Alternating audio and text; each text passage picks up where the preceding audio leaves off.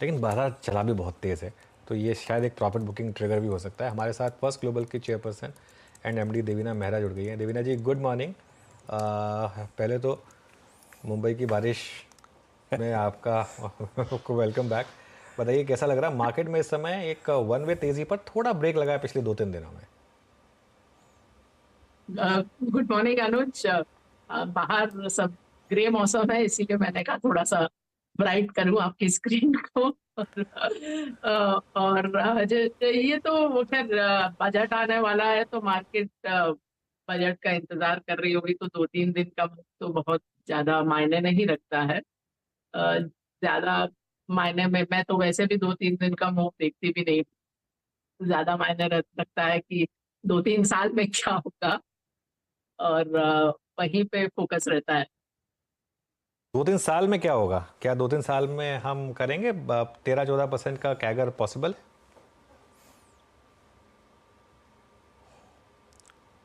देवीना जी, 2-3 साल का क्या व्यू है पर मार्केट्स को लेकर? बिल्कुल, आप ट्राई करिए। देवीना मैम, मेरी आवाज़ आ रही है आपको? वीरेंद्र बोल रहा हूँ मुंबई स्टूडियोज हाँ से। हाँ, मेरी हाँ आ रही अनुज, आवाज। मेरे सहयोगी, वरिष्ठ सहयोगी अनुज पूछ रहे थे आपसे प्रश्न कि अगले 2-3 साल में 13-14% की कैगर रिटर्न्स पॉसिबल है इस मार्केट में, इस प्राइस पे से? देखिए, आप क्या रिटर्न आएगा 1-2 साल में वो कहना बहुत मुश्किल रहता है, जिसके कारण मैं कभी भी इंडेक्स टारगेट नहीं देती हूँ, ना जनवरी में ना नए संवत में, क्योंकि वो चीज आप जान ही नहीं सकते हैं। लेकिन आपको मालूम है, जब से बाजार शुरू हुआ है 15-16% CAGR रिटर्न रहा है, जब से मतलब सेंसेक्स बना है समझ लीजिए। पर उसमें बहुत वेरिएशन रहता है, और पूरे पूरे दशक ऐसे निकल जाते हैं। जैसे 2010 से 20 का जो दशक था, उसमें आपको 9% भी नहीं मिला। लेकिन उसी के कारण अभी आप ट्रेंड लाइन से इतना नीचे हैं कि ये जो 2020 के कोविड लो के बाद जो बाजार चला है, फिर भी आप ट्रेंड लाइन तक नहीं आए हैं। इसीलिए क्रैश का जो रिस्क होता है वो बहुत कम है। और जब क्रैश का रिस्क मतलब सस्टेन्ड क्रैश का, बीच में थोड़ा आगे पीछे होना अलग बात है।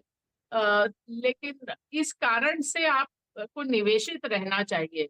लेकिन कहाँ निवेशित रहना चाहिए ये बहुत अधिक महत्वपूर्ण है। तो मैं तो अभी कहती हूँ, बहुत सारे लोग, लगभग सभी लोग जो आपका ये प्रोग्राम सुन रहे होंगे, उन्होंने स्मॉल कैप माइक्रो कैप में पिछले 1-2 वर्षों में बहुत अच्छा रिटर्न बनाया होगा। अब वो समय है कि आप वो प्रॉफिट बुक कर लीजिए और थोड़ा जो स्टेडी पोर्टफोलियो है उसमें जाइए।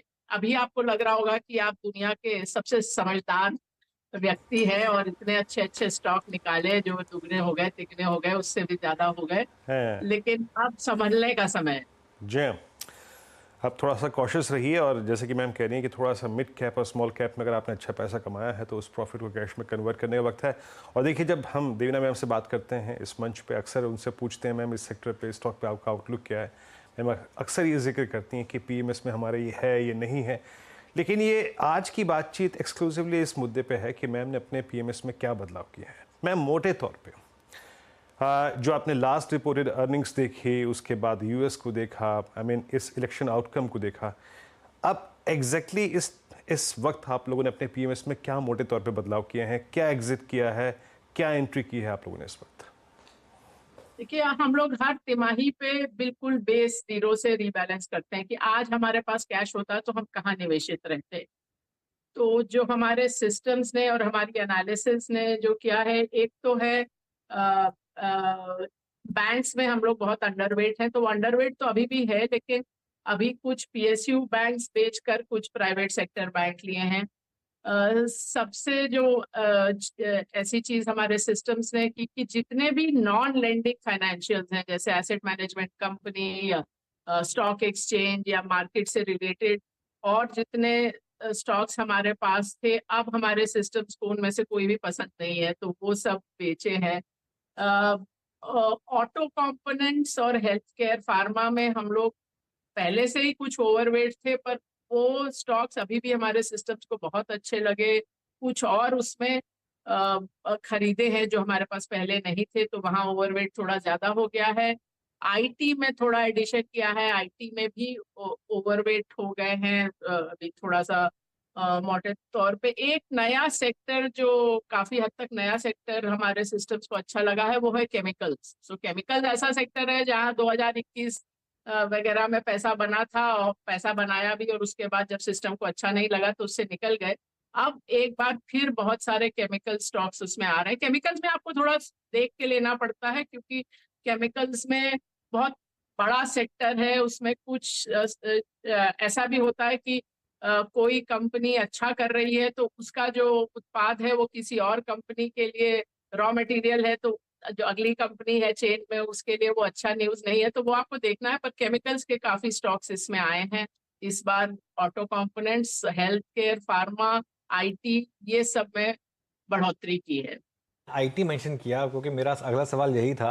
अब मार्केट हालांकि ओवरनाइट डेवलपमेंट में शायद थोड़ा कुछ उससे चेंज आए, लेकिन मार्केट ये अगर मान के चले कि डोनाल्ड ट्रंप वापस प्रेसिडेंट बनेंगे तो क्या उससे एक ये एजम्पशन ली जाए कि डॉलर वीक होगा और इसके लिए आईटी, शायद केमिकल्स तो आपने ऑलरेडी मेंशन किया, इवन मेटल्स, क्या आईटी में ये भी एक कारण हो सकता है या फिर सिर्फ ये अर्निंग्स देखकर आपने एक पॉजिटिव व्यू लिया है? आईटी तो हम लोग कुछ समय से देख ही रहे थे। मेरे ख्याल पिछली बार भी आपके चैनल पे आए होंगे तो मैंने ये जरूर कहा होगा कि आईटी हमको लगता है कि इस साल किसी समय बॉटम आउट हो जाएगा और हम लोग उसके लिए देख रहे हैं, और वो वैसा हुआ भी। और आईटी का जो फंडामेंटल्स पे तो अभी ही अच्छा लगता है। तो ये हमारा कॉल इसलिए नहीं है कि डॉलर वीक हो जाएगा। अभी तो खैर इलेक्शन का रिजल्ट भी नतीजे जब आएंगे तब मालूम चलेगा। और क्या करते हैं ट्रम्प जी, अगर वो वापस राष्ट्रपति बनते हैं, वो सब तो देखने की बात है। तो अभी उसका कॉल नहीं है। ओके मैम, आपने जो बात कही थी शुरू में, जिसको मैंने आई थिंक इस इंटरव्यू का अब तक सबसे महत्वपूर्ण अंश माना है, पीएसयू बैंक्स को आप लोगों ने अब थोड़ा सा एग्जिट किया है, प्राइवेट बैंक्स में एंट्री की है, नॉन लैंडिंग फाइनेंशियल्स को अवॉइड किया है।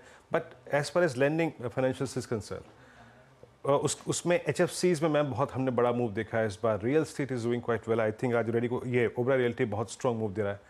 रियल एस्टेट प्लस एचएफसीज पे आपका आउटलुक क्या है मैम इस वक्त? उस सेक्टर में हमने निवेश नहीं किया है। रियल एस्टेट बीच बीच में अच्छा करता है पर वो थोड़ा सा रिस्की स्पेस है।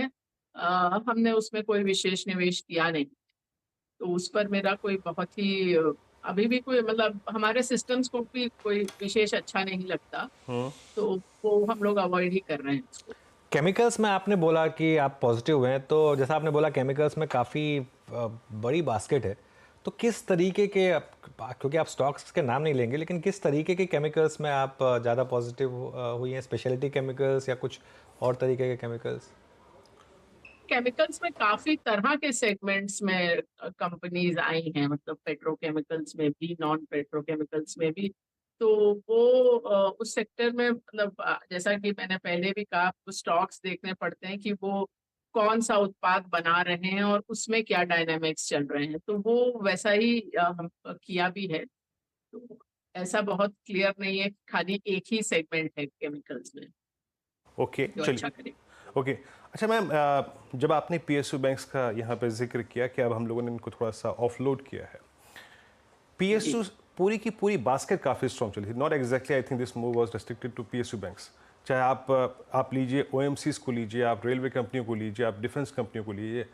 मैम भले ही आपके ये पीएमएस में इंक्लूडेड हो या ना हो, फिर भी लेकिन आपके मैं एक एक्सपर्ट ओपिनियन चाहूँगा, पीएसयू एज होल आपको लग कैसा रहा इस वक्त? देखिए, इसमें भी वही है कि आप ओएमसी का और डिफेंस का डायनामिक्स एकदम अलग है, तो आप सबको एक पीएसयू बास्केट में ही नहीं डाल सकते हैं। आपको देखना पड़ेगा क्या हो रहा है। पर अब हमारा ओवरऑल भी पीएसयूज में मैं देख रही थी कि एक्सपोजर अब काफी कम है। तो फाइनेंशियल्स के अलावा जो एक सेक्टर अभी काफी अंडरवेट है वो है यूटिलिटीज, जिसमें पावर आता है। तो अभी जो पावर वगैरह के स्टॉक्स से ज्यादातर अब इस सब इसी तिमाही में नहीं, लेकिन धीरे धीरे करके एग्जिट हो गए। ओके चलिए देवीना मैम, बहुत बहुत शुक्रिया आज हमारे साथ जुड़ने के लिए और हमें समय देने के लिए। Enjoy your stay.